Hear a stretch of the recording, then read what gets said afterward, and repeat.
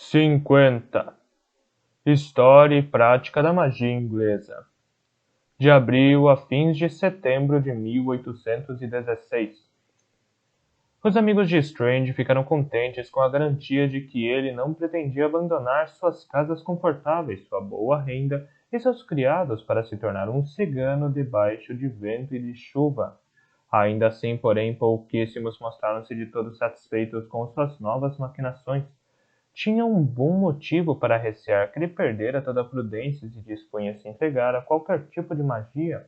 A promessa Arabella o afastava, no momento, das estradas do rei, mas todas as advertências de Sir Walter não o impediam de continuar a falar e a pensar acerca de John Glass e de seus súditos mágicos. No fim de abril, os três novos discípulos de Strange, o honorável Henry Purfoy, William Hedley Bright e Tom Levy, o professor de dança, alugaram quartos nas proximidades da Praça Soho. Todos os dias iam à casa de Strange para estudar magia.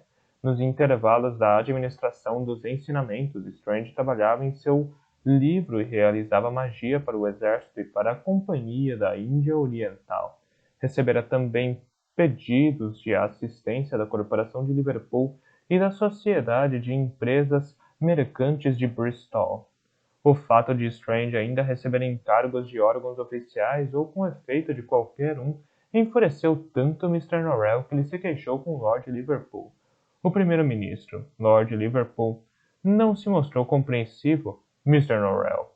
Os generais fazem o que querem. O governo não interfere em assuntos militares. Como bem sabe o senhor?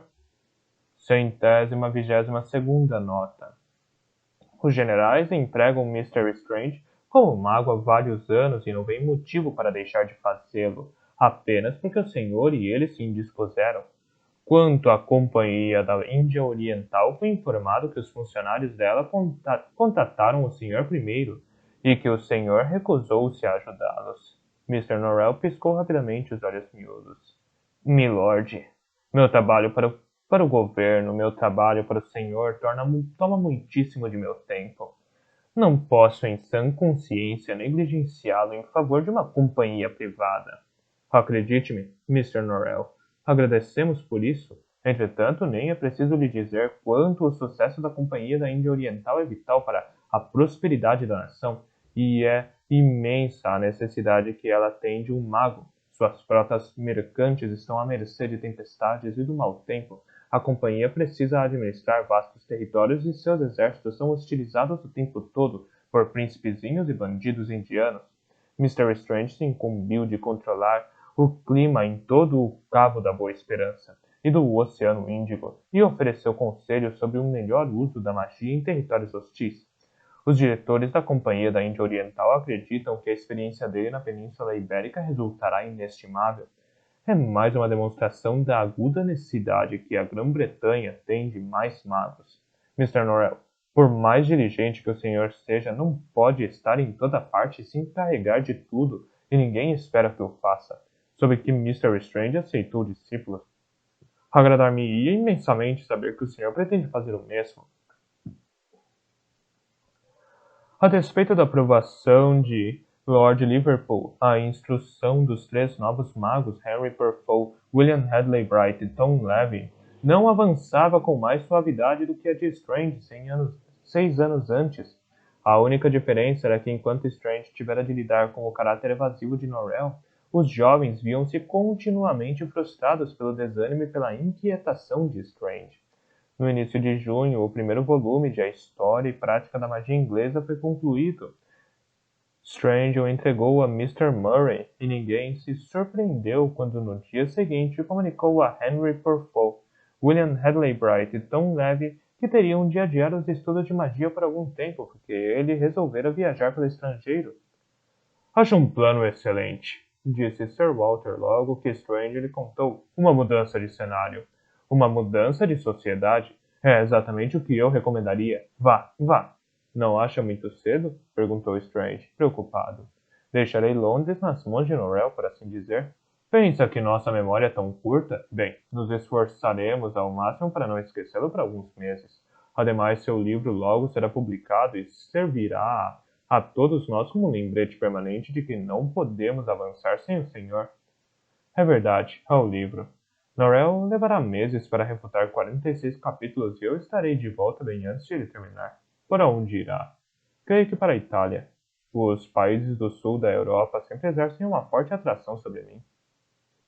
Quando estive na Espanha, muitas vezes me impressionei com o aspecto do campo. Eu creio que teria me impressionado, não estivesse ele coberto por soldados e pela fumaça das armas. Espero que escreva, de quando em quando, algumas de suas impressões. Ah, não o pouparei. É direito de todo viajante desabafar sua frustração diante da inconveniência mais insignificante, escrevendo sobre ela para os amigos. Conte com longos relatos a respeito de tudo. Como acontecia muitas vezes nesse período, o humor de Strange se ensombrou de súbito. O ar leve e irônico se evaporou no instante e ele pôs-se a evitar o balde de carvão com o senho franzido. Estava pensando se, disse ao final. Quer dizer, gostaria de lhe pedir. Emitiu um som irritado em virtude de sua própria hesitação. Transmitiria uma mensagem minha a Lady Pole? Eu lhe seria muito grato. Arabella era deveras ligada à sua senhoria e sei que ela não gostaria que eu partisse da Inglaterra sem deixar uma mensagem a Lady Pole. Claro. O que devo dizer a ela? Ah, apenas lhe desejo meus sinceros votos de uma saúde melhor. O que o senhor acha adequado. Não importa o que diga, mas deve dizer que a mensagem é do marido de Arabella. Quero que sua senhoria entenda que o marido de sua amiga não se esqueceu dela. Com a maior vontade, disse Sir Walter. Obrigado. De certo modo, Strange esperou que Sir Walter o convidasse a falar pessoalmente com Lady Pole, contudo ele não o fez. Ninguém sequer sabia se sua senhoria ainda estava na casa da rua Harley. Circulava um boato na cidade de que Sir Walter a mandara para o campo. Strange não era o único a desejar viajar pelo estrangeiro. Isso de repente se tornara moda. Por muito tempo a Inglaterra, com Bonaparte, confinara os britânicos em sua própria ilha. Por muito tempo viram-se obrigados a satisfazer o desejo de conhecer novas paisagens e pessoas interessantes, fazendo visitas às regiões montanhosas da Escócia, aos lagos ingleses ou ao pico do condado de Derby. Mas agora que a guerra tinha acabado, podiam ir ao continente europeu para ver as montanhas e praias de características bem diferentes. Podiam ver com os próprios olhos as célebres obras de arte que até então só conheciam por meio de livros de gravuras. Alguns iam para o estrangeiro na esperança de comprovar que era mais barato viver no continente europeu do que em seu próprio país. Alguns partiam para evitar dívidas ou escândalos, e outros, como Strange, iam em busca de tranquilidade que lhes faltava na Inglaterra. Jonathan Strange e John II, Bruxelas, 12 de julho de 1816. Cheguei, segundo me consta, cerca de um mês após Lord Byron. Centésima, 23ª nota. Em cada cidade que paramos, encontramos estalajadeiros, postilhões, funcionários públicos, burgueses, carteiros e damas de todo tipo e qualidade, cujo cérebro ainda parece algo desequilibrado devido a um breve período de exposição à sua senhoria. E embora meus companheiros digam com cuidado às pessoas que sou este ser terrível, um mago inglês sem dúvida nada sou se comparado a um poeta inglês, e aonde quer que eu vá, desfruto da reputação bastante nova para mim, asseguro-lhe, do inglês bom e tranquilo, que não faz barulho e não incomoda ninguém. Fazia um verão duvidoso nesse ano, ou, para ser mais preciso, não era sequer um verão.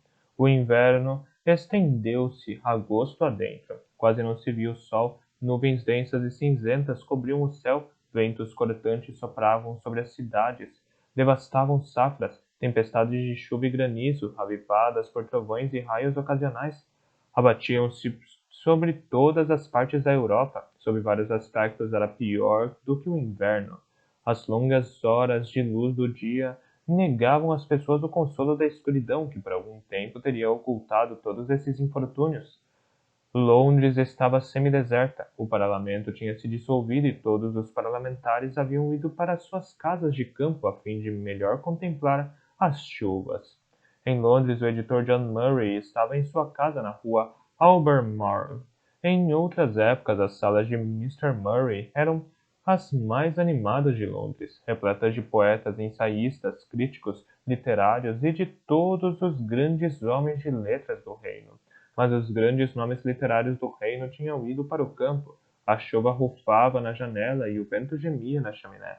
Mr. Murray empilhou mais carvões na lareira e sentou-se à escrivaninha para começar a ler as cartas do dia. Pegava cada uma e aproximava do olho esquerdo, pois o direito era bastante cego e imprestável. Sucedeu que nesse dia havia duas cartas de Genebra, na Suíça. A primeira era de Lord Byron, queixando-se de Jonathan Strange, e a segunda era de Strange, queixando-se de Byron. Os dois homens haviam se encontrado umas poucas vezes na casa de Mr. Murray, mas até então não tinham se dado a conhecer. Strange visitara Byron em Genebra 2 semanas antes. O encontro não fora exatamente um sucesso. Strange, cuja disposição de ânimo no momento depositava grande valor no matrimônio e em tudo o que perdera com Arabella, estava perturbado com os ajustes domésticos de Byron. Encontrei sua senhoria na bela quinta às margens do lago. Não se achava sozinho. Com ele estava também um poeta chamado Shelley, Mr. Shelley, e outra mulher, na verdade uma jovem, que chamava a si mesma de Mrs. Claremont e cuja relação com os dois homens não entendi. Se o senhor sabe qual é, não me diga. Também presente estava um estranho jovem que falava tolices o tempo inteiro, um certo Mr. Polidori. Lord Byron, por seu turno, fez objeções ao estilo de vestir de Strange. Trajava meio luto. A esposa morreu no Natal, não foi? Mas talvez ele suponha que preto o torne mais misterioso e mágico. Tendo antipatizado de imediato um com o outro, passaram a divergir com desembaraço acerca da política. Strange escreveu, abre aspas, não sei bem como aconteceu, mas logo estávamos falando da Batalha de Waterloo, um tema inoportuno, uma vez que sou o mago do Duque de Wellington e todos eles detestam Wellington e idolatram Bonaparte. Mrs. Claremont, com a impertinência de uma garota de 18 anos, perguntou-me se não me envergonhava de ser um instrumento da queda de um homem tão extraordinário. Não respondi, fecha aspas. Byron escreveu, ele é um grande partidário do Duque de W. Espero, para seu próprio bem, meu caro Murray, que o livro seja mais interessante do que ele. Strange concluiu. As pessoas têm ideias muito estranhas a respeito de magos. Queriam que eu lhes falasse sobre vampiros.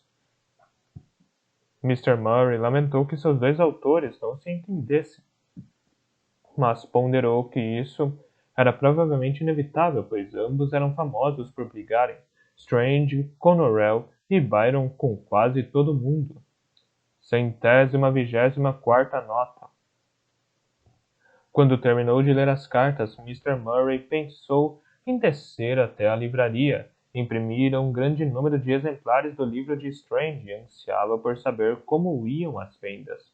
A loja era administrada por um homem chamado Shackleton, que tinha exatamente a aparência que esperamos de um livreiro. Ele jamais teria se adequado a outro tipo de lojista, por certo não um armarinheiro ou um chapeleiro, que devem ser mais elegantes do que os fregueses, mas como livreiro era perfeito. Não aparentava uma idade especial, era mago, desinteressante e coberto de salpicos miúdos de tinta. Tinha um ar de erudição com um quê de abstração. O nariz era adornado com óculos, havia uma pena de escrever encaixada atrás da orelha e uma peruca um tanto mal ajeitada na cabeça. Shackleton, quantos livros de Mr. Strange vendemos hoje? Inquiriu Mr. Murray. Acho que uns 60 ou 70 exemplares. Excelente! Exclamou Mr. Murray. Shackleton franziu o senho e empurrou os óculos mais para cima do nariz. Sim, seria de pensar isso, não é? O que quer dizer? Shackleton tirou a pena de escrever de trás da orelha. Várias pessoas vieram 2 vezes e compraram um exemplar nas 2 ocasiões. Tanto melhor. Nesse ritmo, superaremos o Corsário de Lord Byron. Nesse ritmo, precisaremos de uma segunda impressão no fim da próxima semana, a seguir observando que A seguir, observando que o senhor de Shackleton não se afrouxara nem um pouco, Mr. Murray acrescentou: Bem, o que há de errado nisso? Imagino que as pessoas queiram os livros para presentear os amigos. Shackleton meneou a cabeça, fazendo sacudir todos os fios soltos de cabelo de sua peruca. É estranho. Não me lembro disso ter acontecido antes. A porta da livraria se abriu e um rapaz entrou. Era de baixa estatura e complexão miúda. Tinha feições harmoniosas e, verdade seja dita, seria bem apessoado não fosse seus modos assaz desastrosos. Uma das pessoas cujas ideias são demasiado vivazes para se manterem confinadas ao cérebro e que acabam transbordando pelo mundo para desgosto de quem está por perto. Falava consigo mesmo e a expressão de seu rosto mudava constantemente. Em um único instante parecia surpreso, insultado, resoluto e irado. Emoções que eram provavelmente consequências das conversas enérgicas que mantinha com as pessoas imaginárias dentro de sua cabeça. Dado que lojas, em especial as londrinas, são com frequência perturbadas por lunáticos, Mr. Murray e Shackleton preveniram-se de imediato. Tampouco a desconfiança deles minorou quando o rapaz de seus olhos azuis e brilhantes fitou Shackleton com um olhar penetrante e bradou: Isto é tratar os fregueses bem? Isto é cortesia? Virou-se para Mr. Murray e dirigiu-se a ele deste modo: Escute meu conselho, senhor. Não compre livros aqui. Eles são todos mentirosos. Ladrões. Mentirosos e ladrões? Disse Mr. Murray. Não, o senhor está enganado. Estou certo de que podemos convencê-lo disso. Ah! Exclamou o rapaz, lançando um olhar perspicaz para Mr. Murray para lhe mostrar que agora entendia que Mr. Murray não era, como de início supusera, um freguês. Sou o proprietário, apressou-se Mr. Murray a explicar. Aqui não roubamos as pessoas. Diga-me qual é o problema e terei o prazer de servi-lo como puder. Sou certo de que tudo não passa de um mal-entendido. Mas o rapaz não se abrandou nem um pouco com as palavras corteses de Mr. Murray. Bradou: O senhor nega que este estabelecimento emprega um mago impostor e velhaco? Um mago chamado Strange? Mr. Murray começou a dizer algo sobre Strange ser um de seus autores, mas o rapaz não esperou para ouvi-la. O senhor nega que Mr. Strange lançou um encantamento sobre os livros dele para fazê-los desaparecer, de forma que somos obrigados a comprar outro exemplar? E depois outro? Brandiu um dedo para Shackleton e o fitou com ironia. E não me diga que não se lembra de mim. Não, senhor, não direi. Lembro-me muito bem do senhor. Foi um dos primeiros cavaleiros a comprar um exemplar de História e Prática da Magia Inglesa e voltou uma semana depois para comprar outro. O rapaz arregalou os olhos. Foi obrigado a comprar outro? Bradou colérico. O primeiro sumiu? Sumiu? Perguntou Mr. Murray, intrigado. Se perdeu o livro, Mr. Sinto muito, mas não entendo por que culpar o livreiro por isso. Senhor, meu nome é Green e não perdi o livro. Ele sumiu 2 vezes. Mr. Green suspirou fundo, como faz um homem que tem de lidar com tolos e débeis mentais. Levei o primeiro livro para casa, explicou, e o pus na mesa, em cima de um estojo em que guardo minha navalha e as coisas de barbear. Mr. Green reproduziu o ato de pôr o livro sobre o estojo. Coloquei o jornal em cima do livro e em cima do jornal meu castiçal de latão e um ovo. Um ovo? Replicou Mr. Murray. Um ovo cozido, mas quando me virei, menos de 10 minutos depois, o jornal estava em cima do estojo e o livro tinha desaparecido. Mas o ovo e o castiçal continuavam onde os coloquei. Então, uma semana depois, voltei para comprar outro exemplar. Como seu empregado disse, levei-o para casa, coloquei-o no console da lareira junto com o dicionário da cirurgia prática de Cooper. E em cima pus o bule de chá, mas por acaso, ao fazer o chá, desloquei os 2 livros e eles caíram dentro do cesto onde guarda a roupa suja. Na segunda-feira, Jack Boot, meu criado, pôs a roupa de cama suja no cesto. Na terça-feira, a lavadeira apareceu para levar a roupa suja. Quando a roupa de cama foi retirada, o dicionário da cirurgia prática de Cooper estava lá no fundo do cesto, mas a história e prática da magia tinha sumido. Essas informações, que sugeriam pequenas excentricidades nas normas domésticas de Mr. Green, pareciam oferecer a esperança de uma explicação. Não teria se enganado quando, ao lugar em que o pôs, propôs Mr. Shackleton. Talvez a lavadeira o tenha colocado junto com os lençóis. Talvez a lavadeira tenha colocado junto com os lençóis, sugeriu Mr. Murray. Não, não, afirmou Mr. Green. Alguém Alguém o teria tomado emprestado ou tirado do lugar? Sugeriu Shackleton. Mr. Green pareceu espantado com tal insinuação. Quem? Inquiriu. Eu não faço ideia, Mrs. Green, seu criado. Não existe nenhuma Mrs. Green. Moro sozinho, exceto por Jack Butt. Mas Jack Butt não sabe ler? Um amigo, então?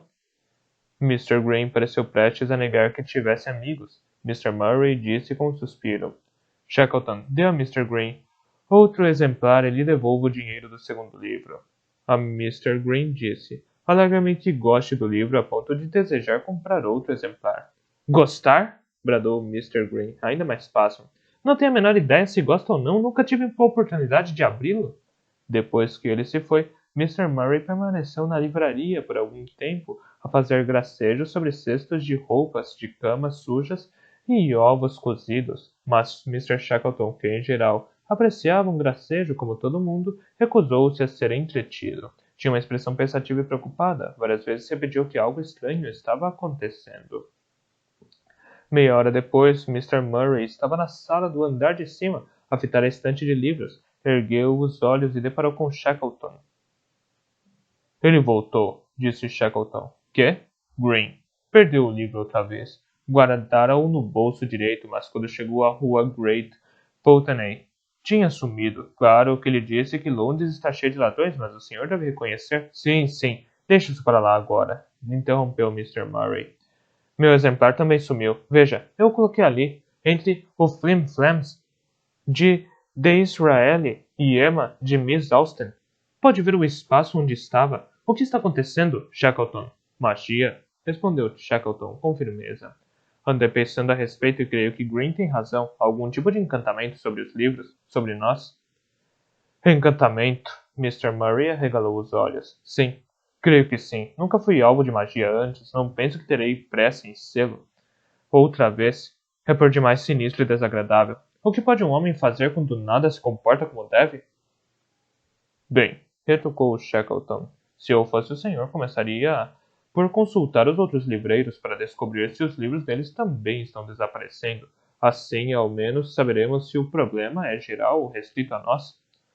Parecia um bom conselho, deixando a livraria a cargo do contínuo. Mr. Murray e Shackleton puseram o chapéu e saíram na chuva e no vento. O livreiro mais próximo era Edwards and Skittering, no Piccadilly. Quando lá chegaram, viram-se obrigados a sair do caminho para dar passagem a um lacaio de libré azul. Ele carregava uma pilha enorme de livros para fora da livraria. Mr. Murray mal teve tempo de pensar que tanto o lacaio como o libré lhe pareciam familiares quando o homem se foi. Lá dentro encontrou Mr. Edwards absorto numa conversa com John Childermas. No momento em que Murray e Shackleton entraram, Mr. Edwards olhou em volta com expressão de culpa, mas Childermas comportou-se como sempre.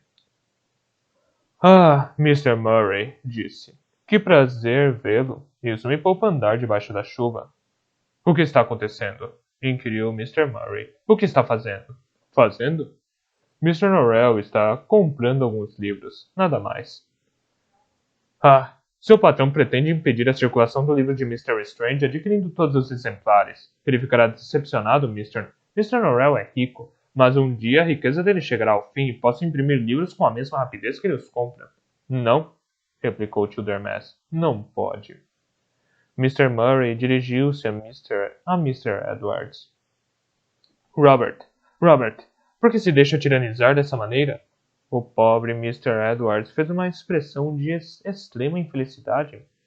Desculpe-me, Mr. Murray, mas os livros estavam sumindo. Tive de devolver o dinheiro a mais de 30 pessoas. O prejuízo seria muito grande, mas agora Mr. Norrell propôs comprar todo o meu estoque do livro de Strange e me pagar o preço justo por eles. Por isso eu... Justo! Exclamou Shackleton, incapaz de tolerar isso. Justo? Eu gostaria de saber o que há de justo nisso. Para começar, quem o senhor imagina que está fazendo os livros desaparecerem? Precisamente, concordou Mr. Murray, virando-se para Childermas, disse. Irá o senhor tentar negar que tudo isso é proeza de Norrell? Não, não. Ao contrário, Mr. Norrell está ansioso por se declarar responsável. Ele tem uma lista de motivos e terá a satisfação de explicá-los a quem quiser ouvir. E que motivos são esses? Perguntou Mr. Murray com frieza. Ah, creio que os de sempre, respondeu Tildermass, parecendo pela primeira vez ligeiramente evasivo. Uma carta está sendo redigida e ela lhe informará tudo a respeito. E acha que isso irá me satisfazer? Uma carta de desculpas? Desculpas? Duvido que alguma desculpa lhe seja apresentada.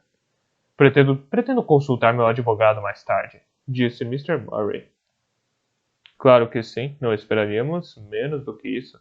Mas seja como for, a intenção de Mr. Norrell não é que o senhor perca dinheiro. Tão logo possa me passar um cálculo de tudo o que gastou. De tudo o que gastou com a publicação do livro de Mr. Strange, estou autorizado a emitir-lhe uma ordem de pagamento do valor total. Isso era inesperado. Mr. Murray viu-se dividido entre o desejo de dar a Tildermass uma resposta bastante rude e a consciência de que Norrell, de fato, o privava de uma grande quantia de dinheiro e que, por justiça, deveria pagá-lo. Shackleton cutucou discretamente o braço de Mr. Murray, alertando-o para não fazer nada às pressas. E quanto ao meu lucro? Perguntou Mr. Murray, procurando ganhar um pouco de tempo. Ah, então, o senhor deseja que isso seja levado em conta? Nada mais justo, creio. Falarei com Mr. Norrell. Dito isso, Tildermass fez uma reverência e saiu da livraria. Não havia por que Mr. Murray e Shackleton ficarem. Logo se viram na rua outra vez. Mr. Murray se virou para Shackleton e disse: Não havia razão por que Mr. Murray e Shackleton ficarem. Logo que se viram na rua outra vez, Mr. Murray se virou para Shackleton e disse: Vá à rua Thames, onde fica o depósito de livros de Mr. Murray, e descubra se os livros de Mr. Strange ainda estão lá. Não deixe Jackson dissuadi-lo com alguma resposta breve. Faça com que ele lhe mostre os livros. Diga-lhe que quero que os conte e que mande o cômputo em 1 hora. Quando voltou à rua Albemarle, Mr. Murray encontrou 3 jovens passando tempo na livraria. Logo que o viram, fecharam os livros que tinham nas mãos, cercaram-no de imediato e começaram a falar ao mesmo tempo.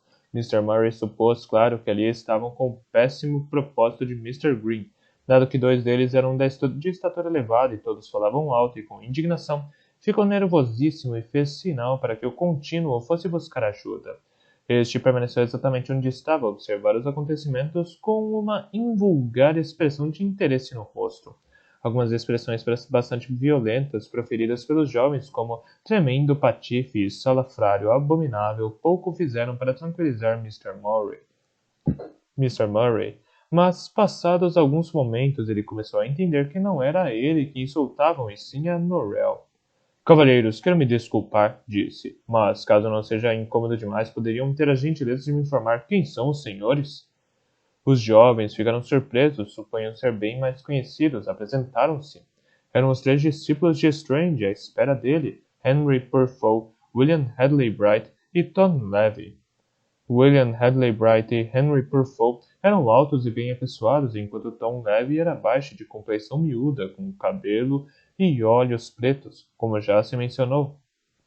Hadley Bright e Purfoy eram cavalheiros de boa família, enquanto Tom, um ex-professor de dança, tinha antepassados hebreus. Felizmente, Hadley Bright e Purfoy davam pouquíssima atenção a tais distinções de classe e linhagem, cientes de que Tom era o mais talentoso dos 3. Em geral, submetiam-se a ele em todos os assuntos de conhecimento da magia, e afora chamarem-no pelo prenome, enquanto ele os tratava como Mr. Purfoy e Mr. Hadley Bright, e esperarem que ele recolhesse os livros que deixavam para trás, inclinavam-se a tratá-lo como a um igual. Não podemos ficar aqui sem fazer nada enquanto esse patife, esse monstro, destrói a grande obra de Mr. Strange, afirmou Henry Purfoy. Mr. Norrell. Mr. Murray, dê-nos algo para fazer, é só o que pedimos. E se esse algo implicar atravessar Mr. Norrell com um sabre bem afiado, tanto melhor, acrescentou Mr. Hadley Bright. Um dos senhores poderia procurar Strange e trazê-lo de volta? Perguntou Mr. Murray. Ah, com certeza. Hedley Bright é o indicado para isso, afirmou Henry Purfoy. Sabe, ele foi um dos ajudantes de ordens do Duque em Waterloo. Não há nada que lhe aprecie mais do que andar a cavalo a velocidades inacreditáveis. O senhor sabe onde foi Mr. Strange?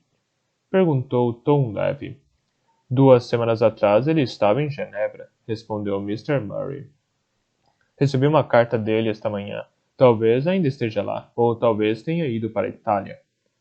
A porta se abriu e Shackleton entrou, a peruca a pender com gotas de chuva, como se ele a tivesse enfeitado com inúmeras contas de vidro. Está tudo em ordem, disse animadamente a Mr. Murray. Os livros ainda estão nos fardos. Viu-os com os próprios olhos? Sim, de fato. Presumo que só uma enorme quantidade de magia consiga fazer 10.000 livros desaparecerem. Bem que eu gostaria de ser tão otimista, disse Tom leve. Desculpe, Mr. Murray, mas com base em tudo que ouvi sobre Mr. Norrell, assim que ele se propõe uma tarefa, passa a trabalhar nela de forma incansável. Até realizá-la, não creio que temos tempo para esperar a volta de Mr. Strange. Shackleton pareceu surpreso ao ouvir alguém se pronunciar com tamanha segurança acerca de assuntos de magia. Mr. Murray apressou-se a apresentar os 3 discípulos de Strange. De quanto tempo mais o senhor crê que dispomos? Perguntou a Tom. Um dia, no máximo 2, de certo, não o bastante para localizar Mr. Strange e trazê-lo de volta, Mr. Murray. Penso que o senhor deve deixar isso em nossas mãos e que devemos experimentar alguns encantamentos para neutralizar a magia de Mr. Norrell. Para neutralizar a magia de Norrell. E esses encantamentos existem? Indagou Mr. Murray, fitando sem convicção os magos iniciantes. Ah, centenas deles, respondeu Henry Purfoy. Conhece algum? Perguntou Mr. Murray. Sabemos que existem, respondeu William Hedley Bright. Talvez consigamos aplicar um razoavelmente bom.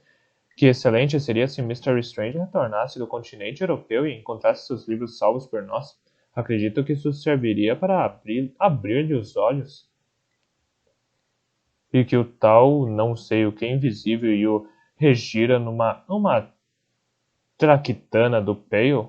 Perguntou Henry Purfoy. Sei a que se refere, disse William Hedley Bright. E que tal não sei o que invisível o regira numa traquitana do Pale? Perguntou Henry Purfoy. Sei a que se refere, disse William Hedley Bright. Um método admirável do Dr. Pale, informou Henry Purfoy a Mr. Murray. Inverte o encantamento e o inflige ao lançador. Nos próprios livros de Mr. Norrell ficariam em branco ou desapareceriam, o que afinal é só o que ele merece.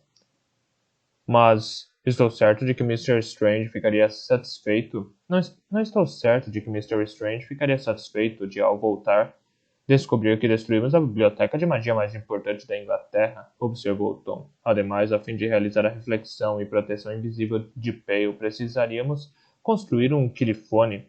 O quê? Inquiriu Mr. Murray. Um quilifone, disse William Hedley Bright. As obras do Dr. Pale estão repletas de máquinas como essa para realizar magia. Acredito que sua aparência seja algo entre uma trompa e um garfo de tostadura. E há 4 globos de metal em cima, que ficam girando o tempo inteiro, acrescentou Henry Purfoy. Entendo, disse Mr. Murray. A construção de um quilifone demoraria muito, disse Tom, com firmeza. Sugiro que concentremos nossa atenção na profilaxia de... Sugiro que concentremos nossa atenção na profilaxia de Shepey. 125ª nota. É de execução bastante rápida e, se feita corretamente, retardaria a magia de Norrell por algum tempo, o suficiente para enviarmos uma mensagem a Mr. Strange. Nisso a porta se abriu e entrou um sujeito de aspecto desleixado de avental de couro. Ele ficou um pouco desconcertado ao perceber que todos os olhos caíram sobre ele. Fez uma leve e bamboleante mesura, entregou um papel a Shackleton e saiu de pronto. O que é, Shackleton? Perguntou Mr. Murray. Uma mensagem do depósito da rua Thames. Abriram todos os livros, todas as páginas estão em branco. Não há nenhuma palavra sequer nelas. Sinto muito, Mr. Murray. Mas História e Prática da Magia Inglesa sumiu. William Hadley Bright meteu as mãos nos bolsos e assobiou baixinho. Com o passar das horas, ficou claro que nem um único exemplar do livro de Strange estava em circulação. William Hadley Bright e Henry Purfoy eram a favor de desafiar Mr. Norrell até que lhes explicaram que Mr. Norrell era um cavalheiro idoso que raras vezes se exercitava e que jamais fora visto com uma espada ou uma pistola na mão. Sob circunstância alguma seria justo ou honrado dois homens na flora da vida, um deles soldado, desafiado para um duelo. Hadley Bright e Purfoy concordaram de bom grado, mas Purfoy não conseguiu evitar olhar em redor à procura de alguém tão decrépito quanto Mr. Norrell. Lançou um olhar especulativo para Shackleton. Outros amigos de Strange apareceram para expressar pesar a Mr. Murray e dar razão a um pouco da ira que sentiam pelo que Mr. Norrell fizera. Lord Portishead chegou e lhe prestou conta da carta que enviara a Mr. Norrell, rompendo a amizade, e da carta enviada a Lascelles, demitindo-se como editor de Os Amigos da Magia Inglesa e cancelando sua assinatura. Doravante, cavalheiros, disse aos discípulos de Strange, consideram-me exclusivamente do seu grupo. Os discípulos de Strange asseguraram a sua senhoria que tinham tomado a decisão certa e que dela jamais se arrependeria. Às 19 horas, Childermas chegou. Entrou na sala repleta com a mesma serenidade de alguém que adentra uma igreja. Então, Mr. Murray, quanto perdeu? Perguntou, sacou do caderno de apontamentos, pegou uma pena de escrever em cima da escrivaninha de Mr. Murray e a mergulhou na tinta. Guarde o caderno, Mr. Childermas, disse Mr. Murray. Não preciso do seu dinheiro. Mesmo? Tenha cuidado, senhor, ao se deixar influenciar por estes cavalheiros. Alguns deles são jovens e não têm responsabilidades. Childermas olhou com frieza para os 3 discípulos de Strange e para os vários oficiais uniformizados na sala. E outros são ricos. Uma centena de libras a mais ou a menos não lhe faria diferença. Olhou para Lord Portishead. Mas o senhor, Mr. Murray, é um homem de negócios e os negócios devem ser a primeira preocupação. Ah! Mr. Murray cruzou os braços e, com um olho bom, lançou um olhar triunfante para Childermas. Pensa que preciso desesperadamente do dinheiro, mas, veja, não preciso. Ofertas de empréstimo de amigos de Mr. Strange me foram feitas a noite toda. Acredito que, se quiser, posso iniciar um negócio totalmente novo, mas quero que o senhor envie uma mensagem a Mr. Norrell. É o seguinte, no fim ele pagará, mas sob nossas condições, não as dele. Tencionamos fazê-lo pagar a nova edição. Ele pagará a publicidade do livro do concorrente dele. Isso lhe infligirá uma dor maior do que qualquer outra coisa, acredito. Ah, mesmo? Se alguma vez vier a acontecer, disse Childermas, seco. Virou-se em direção à porta. A seguir deteve-se, fitando o tapete por um instante. Pareceu discutir algo consigo mesmo. Digo-lhe uma coisa, falou. Os livros não foram destruídos, como pode parecer no momento. Tratei de consultar minhas cartas e lhe perguntei se haviam sobrado alguns exemplares. Ao que parece, sobraram 2. Strange tem um, Norrell o outro. No mês seguinte, Londres praticamente só falou da coisa inacreditável que Mr. Norrell fizera. Mas quanto à culpa caber mais à perversidade do livro de Strange ou ao rancor de Mr. Norrell, Londres se dividia. As pessoas que tinham comprado exemplares estavam furiosas com a perda de seus livros e Mr. Norrell não amenizou em nada a situação ao enviar criados à casa delas com um guinéu, o preço do livro, e uma carta em que explicava suas razões para ter feito os livros desaparecerem. Um grande número de pessoas sentiram-se ainda mais insultadas e algumas chamaram imediatamente seu advogado para abrir um processo contra Mr. Norrell. 126ª nota. Em setembro, os ministros voltaram do interior para Londres e, evidentemente, as ações extraordinárias de Mr. Norrell constituíram um dos tópicos principais de conversa assim que se encontraram.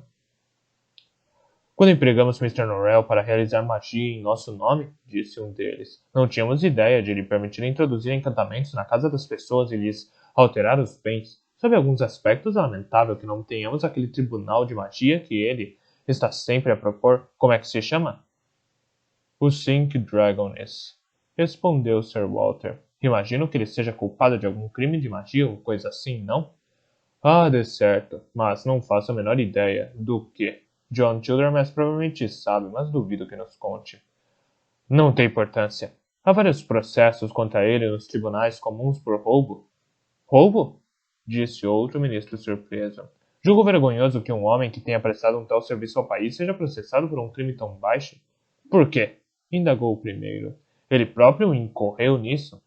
O problema, disse Sir Walter, é que assim que lhe pedirem que se defenda, ele responderá dizendo algo sobre a natureza da magia inglesa. E ninguém, a não ser Strange, é competente para discutir esse assunto. Precisamos ser pacientes. Temos de esperar pela volta de Strange. O que levanta um novo problema, disse outro ministro. Existem apenas 2 magos na Inglaterra. Como nos decidir entre eles? Quem pode dizer qual deles está certo e qual está errado? Os ministros entreolharam-se perplexos. Apenas Lord Liverpool, o primeiro-ministro, permaneceu impassível. Nós os conhecemos como conhecemos outros homens, afirmou, pelos furos que dão. 127ª nota. Houve uma pausa para os ministros meditarem que os frutos que Mr. Norrell dava no momento não eram lá muito prometedores. Arrogância, roubo e má intenção. Concordou-se que o ministro do Interior falaria com Mr. Lascelles. Privadamente lhe pediria que transmitisse a Mr. Norrell o extremo desagrado do primeiro-ministro e de todos os ministros com que Mr. Norrell fizera. Aparentemente nada mais havia a dizer, porém os ministros não conseguiram abandonar o assunto sem antes se entregar a um pouco de mexerico. Todos tinham conhecimento de que Lord Portishead rompera com Mr. Norrell, mas Sir Walter pôde lhes contar que Childermas, que até então parecera ser a sombra do patrão, se distanciara dos interesses de Mr. Norrell e falara com os amigos reunidos de Strange com alguém independente, assegurando-lhes de que o livro não fora destruído. Sir Walter respirou fundo. Não consigo deixar de pensar que, sob certos aspectos, isso é um sinal ainda pior do que todo o resto. Norrell nunca foi um bom conhecedor dos homens e agora seus melhores amigos o abandonam. Strange se foi, John Murray e agora Portishead. Se Childermas e Norrell se indispuserem, restará apenas Henry Lascelles. Os amigos de Strange sentaram nessa noite para lhe escreverem cartas, cheias de indignação. Levariam 2 semanas para elas chegarem à Itália, mas Strange se deslocava tanto que outras 2 semanas passariam antes de o encontrarem. A princípio, seus amigos estavam seguros de que assim que as lesse, ele retornaria de imediato para a Inglaterra, tomado de ira, disposto a enfrentar Norrell nos tribunais e nos jornais. Mas em setembro receberam notícias que os levaram a pensar que, no fim, talvez tivessem de esperar um pouco mais. Enquanto Strange viajava para a Itália, parecia animado. Suas cartas estavam sempre repletas de tolices alegres, mas logo que chegou houve uma mudança de humor. Pela primeira vez desde a morte de Arabella não tinha trabalho e nada que o distraísse do estado de viuvez. Nada do que via o agradava e durante algumas semanas parecia que só conseguia encontrar alívio para o sofrimento numa contínua mudança de cenário. 128ª nota. No início de setembro chegou a Gênova. Gostou do lugar um pouco mais do que de outras cidades italianas que vira, e lá ficou por quase uma semana. Durante esse período, uma família inglesa chegou ao hotel em que estava hospedado, embora tivesse dito a Sir Walter que tencionava evitar a companhia de ingleses no estrangeiros. Strange travou relações com essa família. Um abrir e fechar de olhos, estava enviando cartas para a Inglaterra repleta de elogios aos modos, à inteligência e a gentileza dos Greysteel. Ao cabo daquela semana viajou para Bolonha, mas não encontrou prazer lá. Sem demora voltou a Gênova, onde ficou com os Greysteel até o fim do mês, quando todos planejaram viajar juntos para Veneza. Naturalmente, os amigos de Strange ficaram muito contentes por ele haver encontrado companhia agradável, mas o que mais os intrigava eram as referências nas cartas de Strange à filha da família, que era jovem, solteira, e em cuja companhia Strange parecia encontrar um prazer especial. A mesma ideia interessante ocorreu ao mesmo tempo a vários de seus amigos, e se ele se casasse novamente, uma esposa jovem e bonita curaria seu espírito melancólico bem mais do que qualquer outra coisa. E o melhor de tudo, ela o distrairia da magia sinistra e perturbadora a que ele parecia tão entregue. Havia mais tormentos para Mr. Norrell do que para Strange. Um cavalheiro de nome Knight abriu uma escola para magos na rua Henrietta, em Covent Garden. Mr. Knight não era prático de magia, tampouco pretendia sê-lo. O anúncio que publicara oferecia a jovens cavalheiros uma completa instrução da teoria da magia e da história da magia inglesa, com base nos mesmos princípios que guiaram nosso mais importante mago, Mr. Norrell, ao ensinar seu ilustre discípulo Jonathan Strange. Mr. Lascelles escreveu a Mr. Knight uma carta irada em que declarava que a escola não poderia de modo algum se basear nos princípios mencionados, posto que eles eram de conhecimento apenas de Mr. Norrell e Mr. Strange. Lascelles ameaçou desmascarar Mr. Knight como fraudulento se não desmontasse a escola imediatamente. Mr. Knight respondeu com uma carta cortês em que se desculpava por discordar. Disse que, ao contrário, o sistema educacional de Mr. Norrell era bastante conhecido. Chamou a atenção de Mr. Lascelles para a página 47 de Os Amigos da Magia Inglesa, da edição do outono de 1810, na qual Lord Portishead afirmava que a única base para o treinamento de mais magos aprovada por Mr. Norrell era a delineada por Francis Sutton Grove. Mr. Knight, que se declarava um sincero admirador da magia de Mr. Norrell, adquirira um exemplar de De Generibus Atrium. Mr. Knight, que se declarava um sincero admirador da magia de Mr. Norrell, adquirira um exemplar de De Generibus Artium Magicarum Anglorum, de Sutton Grove, e o estudara. Aproveitou a oportunidade para se perguntar se Mr. Norrell concederia a honra lhe concederia a honra de se tornar o preceptor convidado da escola, proferir conferências, assim por diante. Pretendia ensinar 4 rapazes, mas recebera uma tal quantidade de requerimentos que se viu obrigado a alugar outra casa para alojá-los e contratar mais professores para ensiná-los. Outras escolas estavam sendo planejadas em Bath, Chester e Newcastle. Quase pior do que as escolas eram as lojas. Várias casas comerciais londrinas haviam começado a vender filtros mágicos, espelhos mágicos e bacias de prata, as quais, afirmavam os fabricantes, haviam sido especialmente construídas para nelas se obterem visões. Mr. Norrell fizera o possível para pôr fim à comercialização, com invectivas contra os fabricantes. Em Os Amigos da Magia Inglesa, persuadir os editores de todas as demais publicações sobre a magia com as quais ainda tinha alguma influência a publicarem artigos explicando que jamais existirá algo como espelhos mágicos, e que a magia realizada por magos com a utilização de espelhos, que de qualquer maneira era apenas de uns poucos tipos, os quais Mr. Norrell não aprovava, envolvia o uso de espelhos comuns. Contudo, os produtos de magia continuavam a vender com a mesma rapidez com que os lojistas conseguiam repô-los nas prateleiras, e alguns lojistas começaram a pensar que não deveriam abandonar seus outros negócios para reservarem a loja inteira aos equipamentos de magia.